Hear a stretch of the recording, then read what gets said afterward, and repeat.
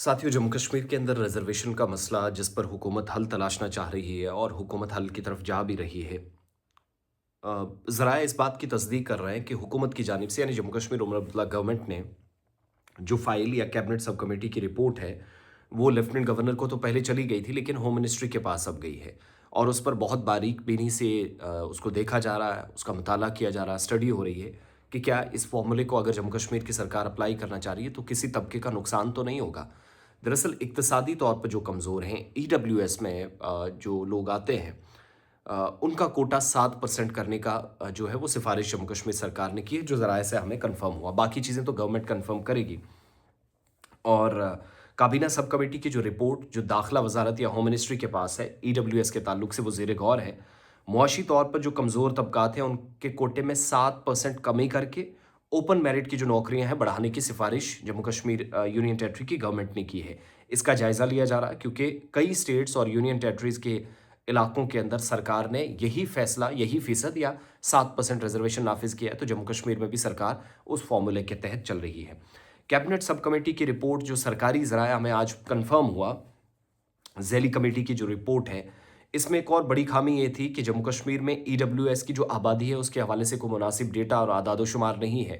लेकिन फिर भी कहा कि 7% इसका टोटल होना चाहिए और मौजूदा जो रिज़र्वेशन ढांचा है वो 10% है, उसमें कमी करके ओपन मेरिट की नौकरियों में इतना ही इज़ाफ़ा करने की सिफ़ारिश सरकार ने की है। तो दैट मीन्स वो जो 30-32% ओपन मेरिट वालों का अगर वहाँ से काट कर भी आप डालेंगे, इट विल गो अराउंड 40-42, ज़्यादा कोई फ़र्क नहीं है।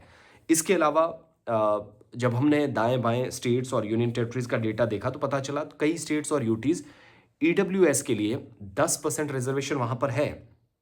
इसलिए इसे कम करके सिर्फ 3% करना, ख़ास तौर पर जब आपके पास प्रॉपर स्टडी नहीं है, मुताला नहीं है, नंबर्स नहीं है, ये बहुत मुश्किल होगा और काबिल कबूल होने का इम्कान काफ़ी कम है। बहुत शोर-शराबा होगा जिस पर पहले ही सजाद गनी लोन, वहीद पर्रा समेत मुतअद्दिद अरकान असम्बली ने भी सवालात खड़े किए थे।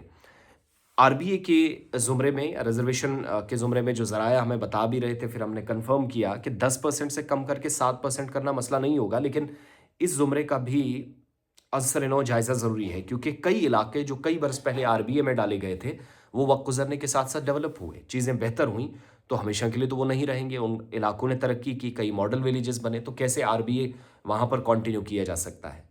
ये एक थोड़ी-सी राहत है गवर्नमेंट के लिए, लेकिन जब मुनासिब डेटा या आदाद-ओ-शुमार नहीं है, तो थोड़ा-सा मसला तो है। सकीना इत्तू साहिबा, वज़ीर जंगलात और जल शक्ति की वज़ारत देखने वाले, माहौलियात की वज़ारत भी देखने वाले, जावेद राना साहब, स्पोर्ट्स मिनिस्टर सतीश शर्मा, जो इस कैबिनेट सब कमेटी का हिस्सा हैं। 10 दिसंबर 2024 को उमर अब्दुल्ला सरकार की तरफ से कमेटी बनाई गई, 6 महीने में रिपोर्ट दी गई।